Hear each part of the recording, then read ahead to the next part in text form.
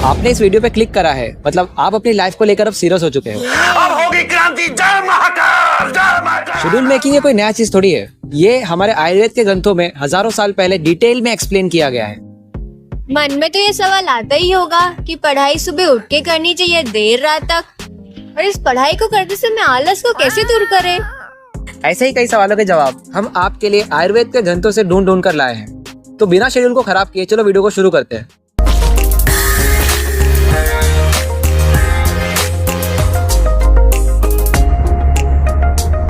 हमें लाइफ में कुछ भी अचीव करने के लिए प्रॉपर प्लानिंग और शेड्यूल की जरूरत होती है। ह्यूमन ब्रेन को जिस तरह से डिजाइन किया गया है कि अगर आपके पास कोई प्रॉपर शेड्यूल ना हो तो आप अपना टाइम रैंडम कामों में ही वेस्ट करना शुरू कर देते हो। और इलॉन मस्क ने भी एक इंटरव्यू में कहा था कि अगर आप किसी पर्सन को एक रूम पेंट करने के लिए 1 महीने का समय दोगे तो वह 1 महीना उस रूम को ही पेंट करेगा, और वहीं आप उसको 1 दिन का समय दीजिए, वह 1 दिन में भी उसको पेंट करेगा।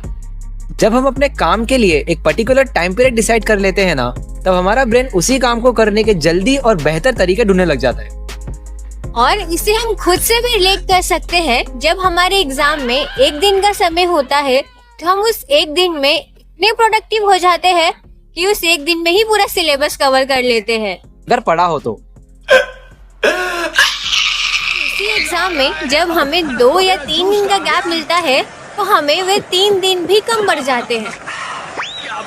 जब हमारे ब्रेन को दिखता है कि समय बहुत ज्यादा है तब वो DMN नाम के मोड में चला जाता है, जिसका मतलब होता है डिफॉल्ट मोड ऑफ नेटवर्क। इस मोड में ब्रेन रेस्टिंग स्टेट में रहता है और काम को प्रोक्रेस्टिनेट करने लग जाता है। तो इस प्रोक्रेस्टिनेशन को दूर कैसे करें? इस प्रोक्रेस्टिनेशन की आदत को दूर करने के लिए एक प्रॉपर गोल डिसाइड होना बहुत जरूरी है। मान लीजिए अभिषेक ने एक गोल डिसाइड करा कि उसे UPSC क्लियर करना है। अपनी खुद गर्जी का अंजाम देखेगी। अब उसके एक्शंस गोल ओरिएंटेड हो जाएंगे। उसका ब्रेन इसे अचीव करने के लिए नए नए तरीके ढूंढने लगेगा, पर शेड्यूल न होने के कारण उसके एक्शंस में रैंडमनेस आने लगेगी। इस रैंडमनेस की वजह से उसके ब्रेन में रैंडम थॉट्स आने लगेंगे और वो उसके अकॉर्डिंग ही फंक्शन करने लगेगा।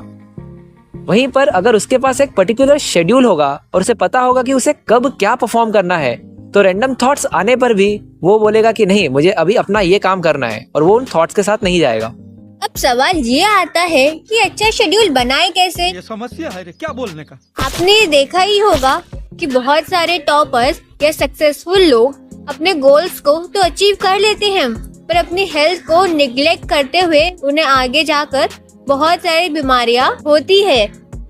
एलॉन मस्क ने अपने एक इंटरव्यू के दौरान कहा था, अगर आप किसी बंदर के सामने एक केला रख दो और एक $100 का नोट रख दो तो वो बंदर उस केले को उठाएगा, क्योंकि उस नासमझ को ये बात पता ही नहीं है कि वो $100 उसे ऐसे ही कई सारे केले दिला सकता है। उसी तरीके से जब हम इंसानों के सामने सक्सेस और हेल्थ को रखते हैं तो सक्सेस को चूज करते हैं, क्योंकि उन्हें ये पता ही नहीं है कि हेल्थ उन्हें ऐसे कई सारे सक्सेस दिला सकता है। तो अब हम जानते हैं कि ऐसे शेड्यूल कैसे बनाएं जो हमारे गोल को अचीव करने में मदद भी करे और हेल्थ को कॉम्प्रोमाइज भी ना करना पड़े। अब ऐसा हेल्दी शेड्यूल बनाने के लिए हम आयुर्वेद का सहारा ले सकते हैं।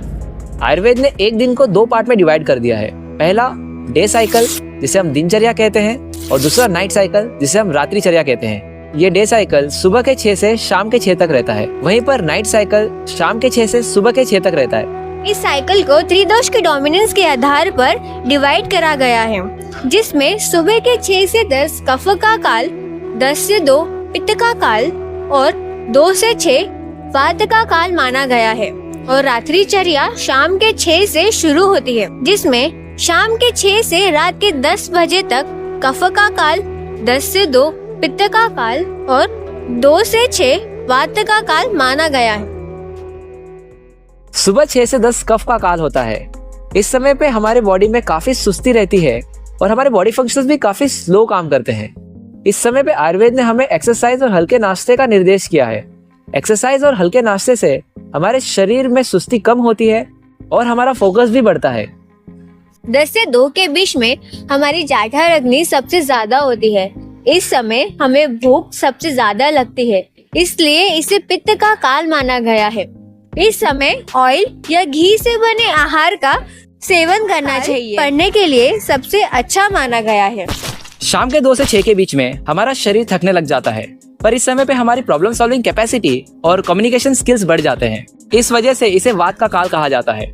इस समय पे हमें ऐसा काम करना चाहिए जो हमारे शरीर को रिलैक्स करे और ऐसे काम जिसे करने में हमें मजा आता हो। जैसे ऐसे सब्जेक्ट को पढ़ना चाहिए जो हमें इंटरेस्टिंग लगता हो, या तो फिर हम रिवीजन भी कर सकते हैं। शाम के 6 के बाद रात्रिचर्या शुरू हो जाती है।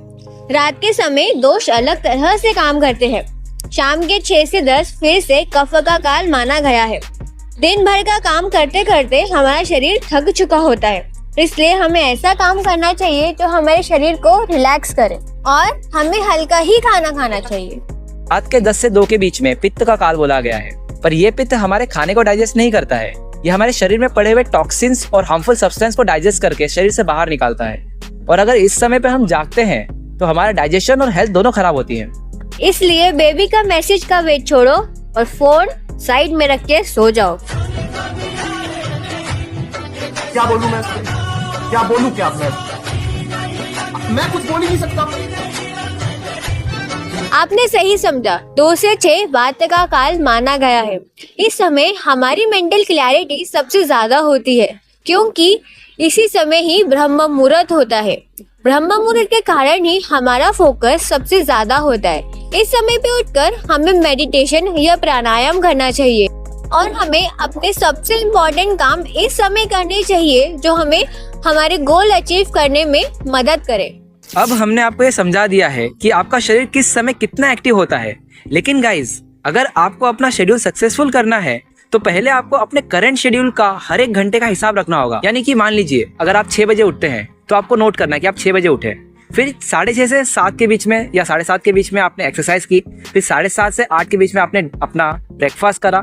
ऐसे करते हुए अपने हर एक घंटे का कुछ दिनों तक यानी 3 से 4 दिनों तक आपको हिसाब रखना है।